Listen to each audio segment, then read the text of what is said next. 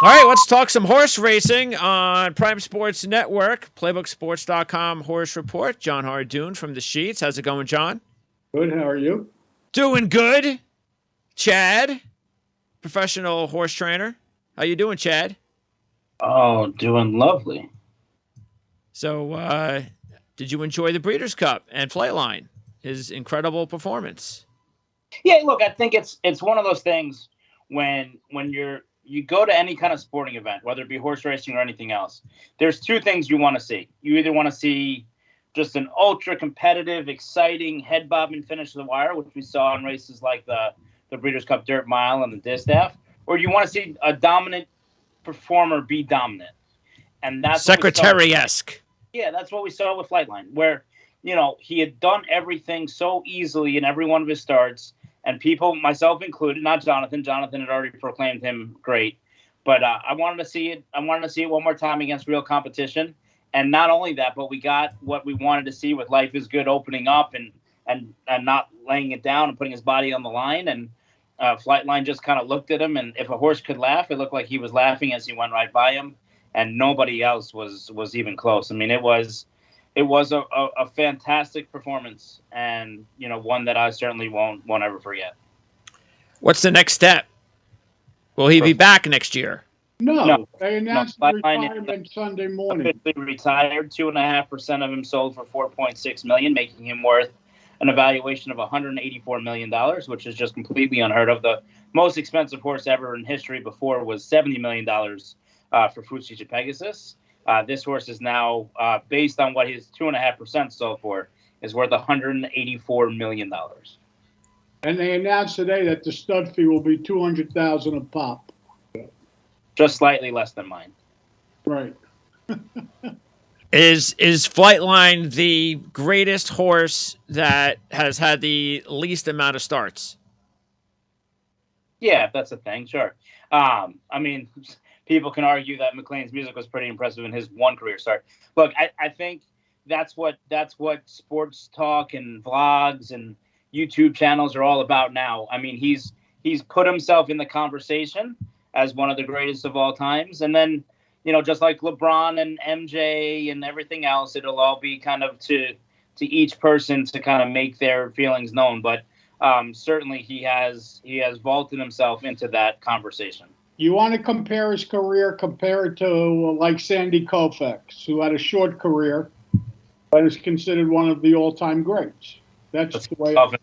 Lost some games, and this horse never lost. Okay, fine, but I'm not. I'm talking about overall picture. You're not going to find any athlete that hasn't lost somewhere. Some of them. Floyd Mayweather. Okay.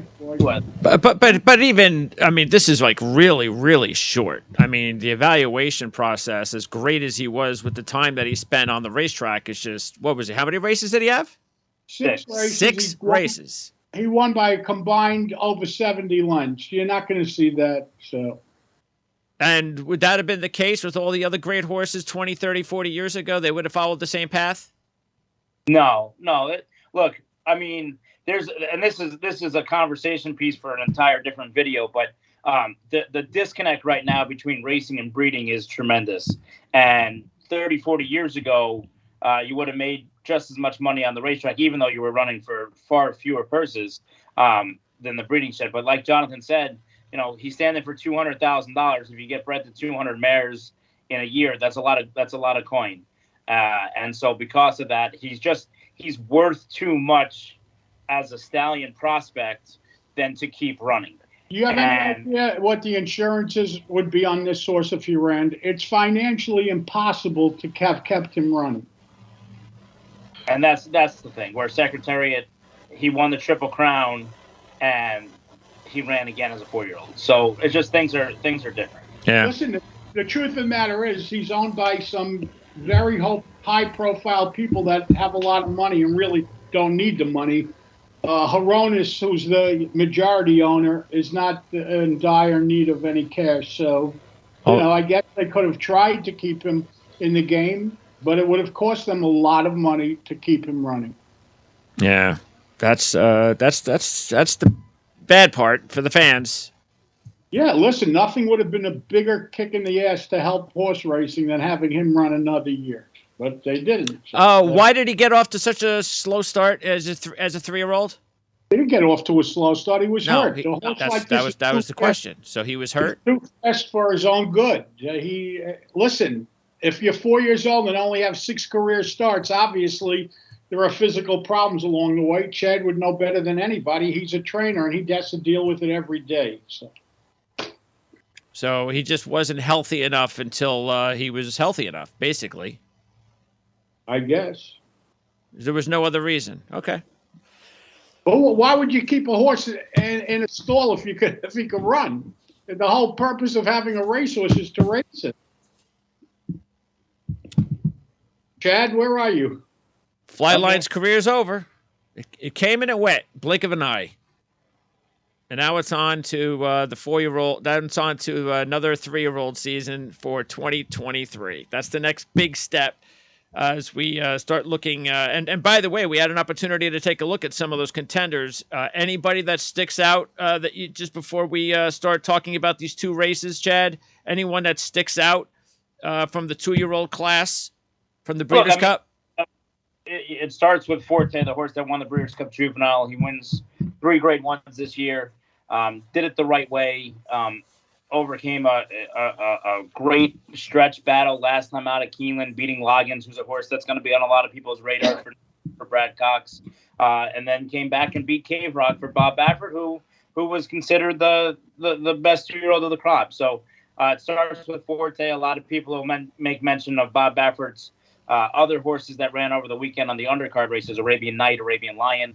Brad Cox is starting to get some of his 2-year-olds going. So it's starting to take place a little bit for sure.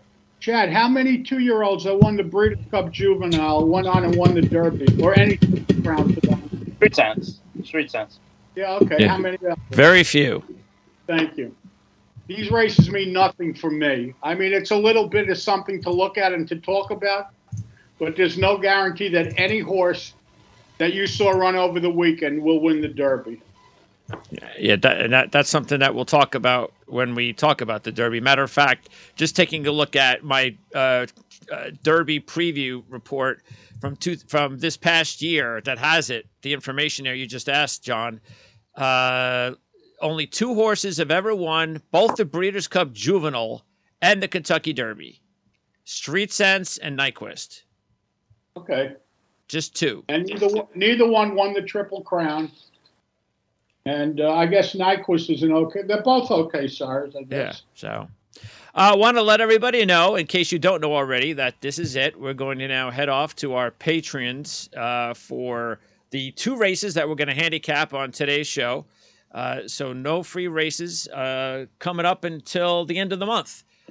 So hope you enjoyed our little commentary on Flightline. We'll be talking about the Breeders' Cup in depth as far as full recap in the next couple of weeks. So stay tuned for that.